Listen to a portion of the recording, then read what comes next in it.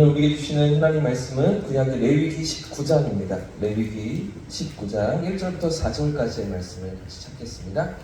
구약 성경 175면에 있습니다. 175면 레위기 19장 1절부터 4절까지의 문을 같이 읽겠습니다. 넉절 말씀인데 한 목소리로 함께 읽겠습니다. 시작. 여호와께서 모세에게 말씀하여 이르시되 너는 이스라엘 자손의 온 회중에게 말하여 이르라. 너희는 거룩하라. 이는 나 여호와 너희 하나님이 거룩함이니라. 너희 각 사람은 부모를 경외하고 나의 안식일을 지키라. 나는 너희의 하나님 여호와이니라. 너희는 헛된 것들에게로 향하지 말며 너희를 위하여 신상들을 더 만들지 말라. 나는 너희의 하나님 여호와이니라. 아멘. 할렐루야. 할렐루야. 이번 한 주도 우리 하나님께서 선한 길로 우리의 삶을 인도하실 줄 믿습니다. 네. 나오려고 보니까 제가 상의를 안 입었더라고요. 급하게 코트만 걸치고 나온 것 같습니다. 오늘도 하나님께서 우리의 삶을, 우리 연약한 또 우리의 모든 삶의 자리에서 선한 길로 인도하실 줄 믿습니다. 어느새 레위기 중반을 우리가 지나고 있습니다. 평소에는 그렇게 어렵고 또 이해하기가 힘든 성경으로만 생각했는데 그래도 하나씩 같이 살펴보니까 도움이 되시죠? 그래도 조금씩 이해가 되시죠? 오늘 우리가 읽은 레위기 19장은 레위기의 가장 핵심적인 주제라고 할 수 있습니다. 레위기 전체 메시지를 압축해서 담고 있는 그런 장이라고 얘기할 수가 있는데요.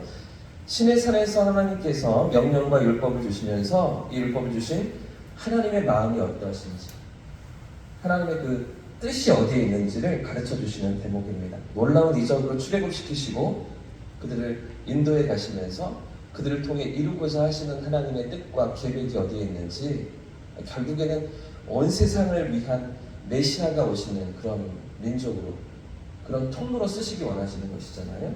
그런 이스라엘 백성이 선택하신 당신의 백성이 어떤 존재로 서기를 원하시는지 하나님은 이 레위기를 통해서 말씀하고 계시는 것이죠.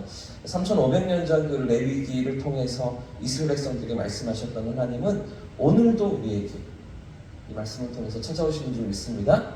오늘 우리의 삶도 하나님의 마음을 헤아리고 하나님의 마음을 들여다보고 주의 인도하심을 따라가는 복된 한 주가 되시기를 축복합니다. 레위기 전체를 한 장으로 요약한다면 그래서 레위기 19장이 되고요. 19장을 또 압축한다면 오늘 1절과 2절 말씀이라고 할 수도 있는데요. 1절과 2절 말씀을 한 번 더 읽어보겠습니다. 시작. 여호와께서 모세에게 말씀하여 이르시되 너는 이스라엘 자손의 온 회중에게 말하여 이르라. 너희는 거룩하라. 이는 나 여호와 너희의 하나님이 거룩함이다. 아멘. 레위기 핵심이 무엇입니까? 거룩입니다. 거룩. 너희는 거룩하라, 이 명령인 것이죠. 하나님은 당신의 백성이 이스라엘이 거룩하기를 원하시는 것입니다. 거룩이 무엇입니까? 거룩하다, 거룩해야 한다. 이 거룩이 무엇입니까?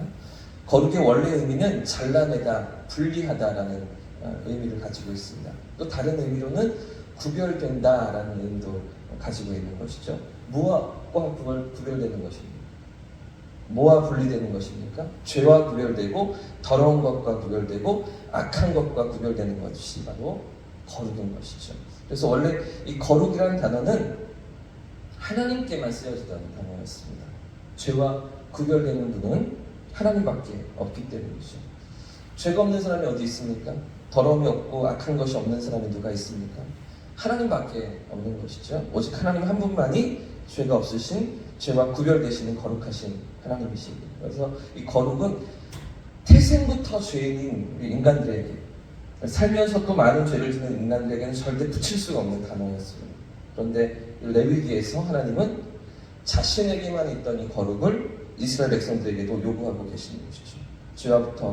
죄로부터 구별되라, 악으로부터 구별되라, 그렇게 당신의 백성들에게 요구하고 계시는 것입니다. 그래서 오늘 19장 말씀에 계속 반복되고 있는 단어가 이 부분인데요. 2절 말씀을 보십시오. 너희 이스라엘 자손의 온 회중에게 말하여 이르라. 너희는 거룩하라. 이는, 그 이유는 나 여호와 너희의 하나님이 거룩하기 때문이다. 이렇게 말씀하시죠. 3절에도 보십시오. 뒷부분에 나는 너희의 하나님 여호와니라. 4절에도 보시면요, 나는 너희의 하나님 여호와니라. 자, 계속 이어지는데요, 또 10절에도 보십시오. 나는 너희의 하나님 여호와니라. 12절에도 나는 여호와니라 이렇게 말씀하시죠. 14절에도 나는 여호와니라 이렇게 말씀하십니다. 18절에서도요. 그렇죠? 또 20 넘어가서 쭉 넘어 28절에서도 30절에서도 이렇게 말씀하시고 31절에서도 나는 너희의 하나님 여호와니라. 계속해서 19장 전체에서 반복되는 부분이 이 대목입니다. 나는 여호와니라 이렇게 말씀하시기도 하고 나는 너희의 하나님 여호와니라 이렇게 말씀하시기도 하시는 것이죠. 하나님이 거룩하신 것처럼 내 백성인 내 자녀들인 너희도 거룩해야 한다라고 하나님은 계속해서 말씀하시는 것이죠. 하나님이 거룩하신 것처럼 이스라엘도 거룩하고 하나님이 죄가 없으신 것처럼 당신의 백성도 죄가 없어야 하며 하나님이 더러움이 없으신 것처럼 그의 자녀들도 더러움이 없어야 한다고 말씀하고 계시는 것입니다. 자, 근데 문제는 이게 가능하냐라는 것이죠. 이게 가능하냐? 태어날 때부터 죄인인 인생들이, 본질상 진노의 자녀들인 인생들이 죄악으로 가득 찬 세상을 살면서 또 온갖 죄를 지으며 살아가는데 우리가 과연 하나님처럼 거룩할 수가 있겠는가? 이것이죠. 어린 양을 아무리 잡아 죽여도 피를 흘리면 제사를 드린다 해도 정말 거룩해질 수가 있는 것입니까? 아무리 율법을 지키려고 애써보아도 몸부림쳐봐도 과연 하나님이 원하시는 거룩에 이룰 수가 있는 것입니까? 그렇지가 않지요? 전혀 불가능한 일입니다. 그런데도 왜 하나님은 이런 요구를 하고 계십니까? 왜 하나님은 이런 거룩을 우리에게 요구하시는 것입니까? 여러 가지 이유가 있지만 결국은 하나입니다. 하나로 모아지는 것이죠. 예수님이 필요하다는 것입니다. 나의 힘으로 나의 노력으로 거룩함에 이룰 수가 없기 때문에 그렇기 때문에 하나님의 은혜가 필요하다는 것이죠. 예수의 십자가 없이는 예수 그리스도의 대속이 없이는 아무런 소망이 없고 아무런 희망이 없는 하나님 앞에 나아갈 수가 없는 인생이라는 사실을 인정하고 깨달으라 라고 말씀하시는 것입니다. 하나님의 은혜만이 우리를 살리시고 하나님의 은혜만이 우리를 고치시며 다시 하나님께로 나아갈 수 있는 길을 여신다고 이 사실을 깨달으라고 우리에게 말씀하시는 것입니다. 우리 힘으로는 아무것도 할 수 없는 무익한 인생, 전적인 하나님의 은혜가 필요한 인생, 십자가 사랑과 아들을 내어주시는 그 사랑이 아니고서는 누구도 하나님 앞에 이룰 수가 없다는 것을 이것을 인정하는 것입니다. 사실 율법을 주신 이유도 여기에 있습니다. 율법을 지키고 다 그것을 이루어서 하나님께 나아가라는 것이 아니었습니다. 율법의 요구를 다 지킬 수 없는 우리의 연약함을 깨달으라는 것이죠. 그 율법을 주신 것도 그 목적이 깨닫는 것에 있습니다. 율법을 지킬 수 없는 연약한 인생임을 깨닫고 하나님의 은혜 앞으로 나오라는 것이죠. 십자가를 붙들고 하나님 앞으로 나오라.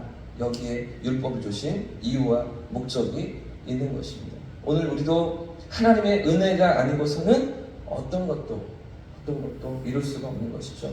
하나님 앞에도 설 수 없고 하나님의 인도하심도 경험할 수 없고 하나님과 함께하는 삶도 누릴 수가 없는 줄 믿습니다. 내 힘과 내 능력으로는 하나님을 기쁘시게 할 수가 없는 것이죠. 오직 은혜로만 하나님의 은혜로만 살아가는 인생임을 고백하면서 주님 앞에 겸손히 나오기를 그리고 하나님 앞에서 함께 살아가기를 주님 원하시는 것입니다. 이번 한 주도 이 은혜를 붙들고 살아가는 저와 우리 모두의 삶을 축복합니다.